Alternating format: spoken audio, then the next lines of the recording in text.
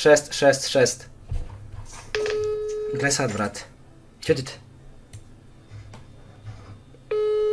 Zvoni!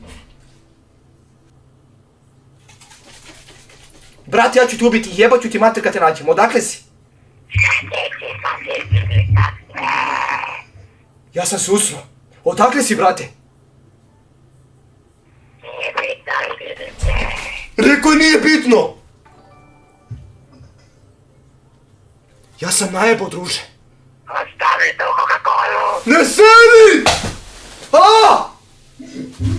Au, druže, sjebao sam sve, ubit će me struja. Jebam ti mater demonsku. Gle ovo, brate. Kako zna, alo, jebam. On je u mojoj sobi, druže. Brati si kod mene u sobi. Majku, vidim ti brata! Ne ubiti, brate. Brate, nemoj, slušaj, ako se nešto desi mojoj Kevi, ja ću tebe ubiti, druže. Jel ti jasno? Ti mene nikad neće znati, zato što ne sam despala, ja sam deseti. Iza mene! Nemoj!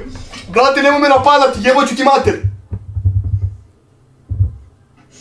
Spremi se! Au! Brate, aj molim te, nisam te ja zvao. Zvala te moja devojka, brate. Nemoj više da, nemoj, izađi iz moje porodice, brate, molim te. Ko me zvao? Ne seri!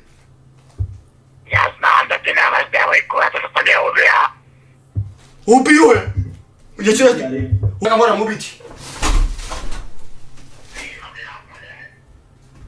Alo, rekao mi da ne izlazim napolje. Ako izlazim dobro, ubit ću tebe i tvoju majku. Šta ćeš raditi, brate? Ubit će mene i moju majku. Pljujem krv, ljudi. On me ubio, druže.